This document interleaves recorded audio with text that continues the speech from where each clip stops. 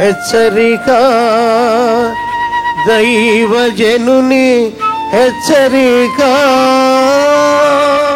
9వ వచనం కూడా, ఈ దినమున జనులాగునందరూ ఇదిగో మనలను రక్షించునని మనము కనిపెట్టుకొనిన యెహోవా ఈయనే, ఆయన రక్షణను బట్టి సంతోషించి ఉత్సాహించదము.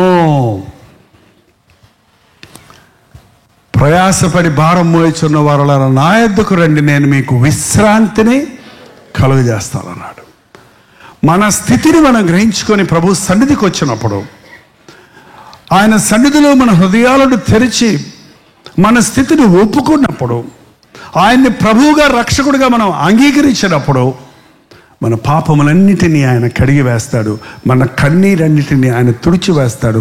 మన పక్షములో ఉండి మన విరోధులందరినీ జయించటానికి, మన విరోధులందరినీ తరిమి కొట్టడానికి ప్రభువు మనకు సహాయం చేస్తాడు.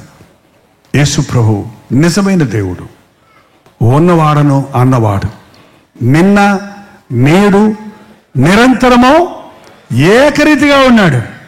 ఆనాడు యోసేపుకు సహాయం చేసిన దేవుడు, ఆనాడు దావీదుకు సహాయం చేసిన దేవుడు, ఆనాడు పాపములో పట్టబడిన ఆ స్త్రీకి సహాయం చేసిన దేవుడు ఈరోజు నీకు నాకు కూడా సహాయం చేయడానికి అండగా ఉన్నాడు. నాకు మొరపెట్టు, నేను నీకు ఉత్తరం ఇస్తాను. ఆపత్కాలంలో నీవు నాకు మొరపెట్టు, నేను నీకు ఉత్తరం ఇస్తాను, నీవు నన్ను మహిమపరిచేద్దావు. నాకు మొరపెట్టు, గూఢమైన సంగతులు నీకు తెలియజేస్తాడు. ఎందుకు ఈ బాధ, ఎందుకు ఈ సమస్య, ఎందుకు ఈ చిక్కు, ఎందుకు ఇలా చేశావు అని ఎన్నో ప్రశ్నలు వేస్తుంటాం దేవుడి దగ్గర. అవి ఎందుకు చేశాడో అన్న రహస్యం, గూఢమైన విషయం మనకు అర్థం కాదు. అది మన మేలు కొరకే. ఎందుకు యోసేపుని, ఎందుకు మా అన్నలు నన్ను కొట్టేటట్టు చేశావు, ఎందుకు మా అన్నలు నన్ను అమ్మేటట్టు చేశావు, ఎందుకు నన్ను ఇక్కడ బానిసగా చేశావు అని అడిగాడా? ఎందుకంటే అతనికి రహస్యం తెలిసింది. ఎందుకంటే మీరు నన్ను ఇక్కడ అమ్మేసినందుకు బాధపడకండి. తర్వాత అన్నలతో అన్నాడు యోసేపు, ఏమన్నాడు తెలుసా? మీరు నన్ను అమ్మేసినందుకు బాధపడకండి, దేవుడు ముందుగానే మీకోసమే నన్ను ఇక్కడికి తీసుకొచ్చాడు. మీకే కాదు, కరువులో ఉన్న వారందరికీ అన్నదాతగా ఉండడానికి దేవుడు నన్ను, ఎక్కడో ఉన్న నన్ను కొట్టి తీసుకొచ్చి ఐగుప్తులో పడేసి ఐగుప్తు దేశానికి ఏం చేశాడన్నో ప్రధానమంత్రిగా చేశాడు. రాజు అన్నాడు, నువ్వేదయ్యా ఈ ప్రధానివి, పేరుకు మాత్రం నేను రాజుని, నీకు తెలియకుండా ఎవరు ఏలు కానీ కాళ్ళు కానీ గడపడానికి వీల్లేదన్నాడు. ఆల్ పవర్స్ ఎవరికి ఇచ్చేశాడు? యోసేపుకి ఇచ్చేశాడు. దేవుడు మన పక్షంలో ఉంటే మనకు విరోధి ఎవడు? నీ కీడు నీ మేలుగా చేయటానికి, నీ నింద నీ ఘనతగా చేయటానికి, నీ బాధ నీ సంతోషంగా చేయడానికి, నీ సమస్యలు నీకు పరిష్కారాలు కలుగు చేయడానికి దేవుడు అనుమతిస్తుంటాడు. ఆయన మీద మనం ఆధారపడినప్పుడు అద్భుత కార్యాలను మన జీవితాల్లో చూస్తాం. నాకు తెలుసండి, క్రైస్తవ జీవితం అనేది బోరింగ్ జీవితం కాదు. ఎలా ఉన్నావు, ఎలా ఉన్నావు, ఏం చేస్తున్నావు, ఉద్యోగం చేసుకుంటున్నావు, పెళ్ళయిందా, అయింది, పిల్లలు పుట్టారా, పుట్టారు, ఫీజులు కట్టలా చేస్తున్నాను, పిల్లలు లేని వాళ్ళు పిల్లలు లేక ఎడుతుంటే పిల్లలు పుట్టాడు ఫీజులు కడతానికి బాధ అంట. ఉంది ఏం తల నడిచిపోతుంది ఏంటి, అయిపోయింది ఏంటి, అప్పుడు అయిపోయిందేంటి, ఇంకేముంది, అయిపోయింది, ఇంకేముంది, లైఫ్ అయిపోయింది. అది కాదండి క్రైస్తవ జీవితం, అది కాదు. దినాభివృద్ధి పొందుతాం. గత సంవత్సరం కంటే ఈ సంవత్సరం ఎక్కువ ప్రార్థన చేస్తావు, గత సంవత్సరం కంటే ఎక్కువ అభివృద్ధి చూస్తావు, ఎక్కువ సంతోషం చూస్తావు. దేవుడు ఆశీర్వదించినప్పుడు సూర్యోదయం నుండి సూర్యాస్తమయం వరకు దేవుని దీవెనలు నీ మీద నిలిచి ఉంటాయి. ఆ క్రైస్తవ జీవితంలో పోరాటాలు ఉంటాయి. ఈ పరుగు పద్యాలు ఎత్తే వాళ్ళని ఎప్పుడైనా చూసారా మీరు? పరిగెడుతున్న వాళ్ళని, పరిగెడుతున్నప్పుడు గసలు పెడుతుంటారు, చెవట్లు కారిపోతుంటాయి, డొక్కలు ఎగురుతూ ఉంటాయి అంటుంటారు. కానీ వాళ్ళ గుండెల్లో ఏముంటుంది తెలుసా? ఒక ఉత్సాహం, ఒక సంతోషం, ఒక థ్రిల్లింగ్. ఎదురుగుండా అదేదో వస్తుంది, హర్డులు వస్తుంది, అడ్డంగా ఎందుకు వచ్చావు నువ్వు ఎక్కడికి అని అడుగుతాడా? అడిగితే ఓడిపోతాడు. ఏం చేస్తాడు? ఎగ్గిరేసి వెళ్ళిపోతాడు. అంతే. ఇంకోటి వచ్చింది, మళ్ళీ వచ్చావేంటి అంటాడా? ఎగ్గిరేసి వెళ్ళిపోతాడంటే ఎగ్గిరే పట్టుకొని ఫస్ట్ కొట్టేస్తాడు. క్రైస్తవ జీవితం అదండి. అడ్డాలు వస్తుంటాయి, సాతాను పెడతా ఉంటాడు ఏదో ఒకటి పొలలో, పక్క నుంచి పొలాలు పెడుతుంటాడు, పక్క నుంచి సమస్యలు తెస్తుంటాడు, ఇబ్బందులు తెస్తుంటాడు, నిందలు వస్తుంటాయి, అవమానాలు వస్తుంటాయి, బాధలు వస్తుంటాయి, ఆపదలు వస్తుంటాయి. కానీ నా గురి ఎక్కడుందంటే యేసు వైపు చూచుచు మన ముందున్న పందెములో ఓపికతో పరిగెత్తేవాడు జయం పొందుతాడు. పరిగెత్తేవాడు పక్కవాడిని చూసాడా ఓడిపోతాడు. ఆడు వచ్చేసాడే అనుకున్నాడా, వెళ్ళిపోతాడు అంతే. వాడు ఎటు చూడకూడదు, ఎటు చూస్తాడు, గురి చూడాలంతే. పక్కవాళ్ళు ఎవరన్నా అన్నాడు అనుకో, ఎరా ఎటాలు చేస్తాడో అని గొడవ పెట్టుకున్నాడు అనుకో, అయిపోయింది, ఓడిపోతాడు అంతే.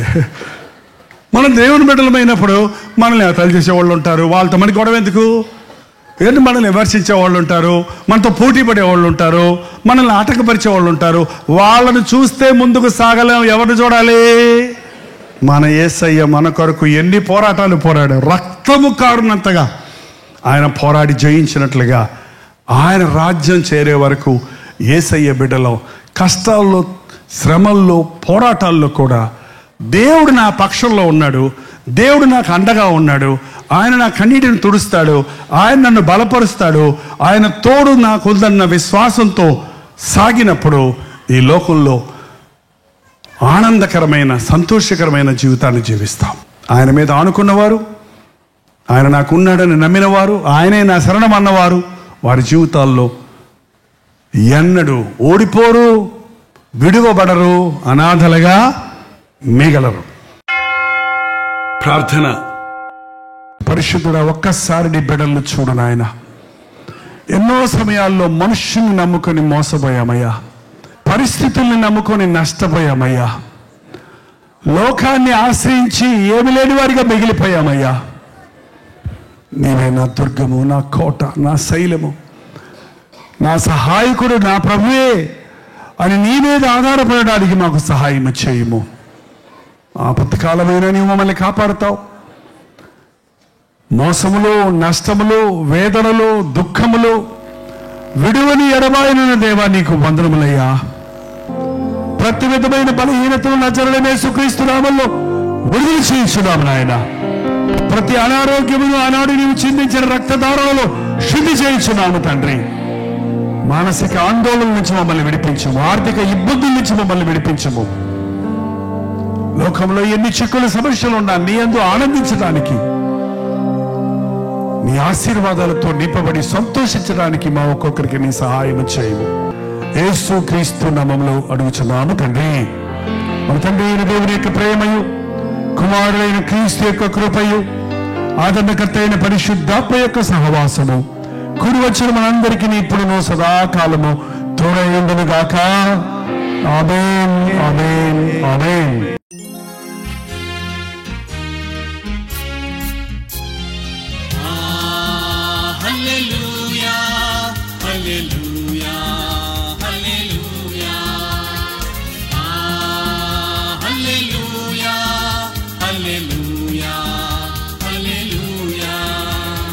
కలువరి ప్రేమే మధురం, కలువరి ప్రేమే మధురం, కలువరి ప్రేమే మధురం, కలువరి ప్రేమే మధురం.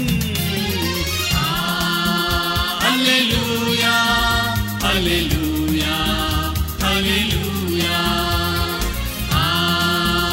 హల్లెలూయా, హల్లెలూయా, హల్లెలూయా.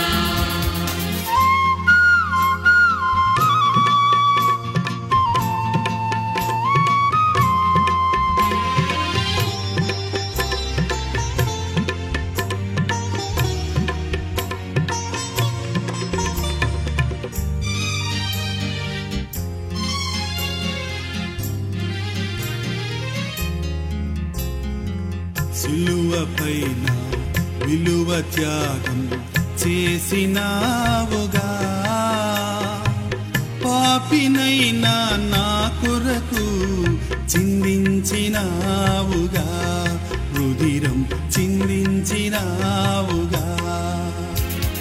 కలువరి ప్రేమే మధురం, కలువరి ప్రేమే మధురం, కలువరి ప్రేమే మధురం, కలువరి ప్రేమే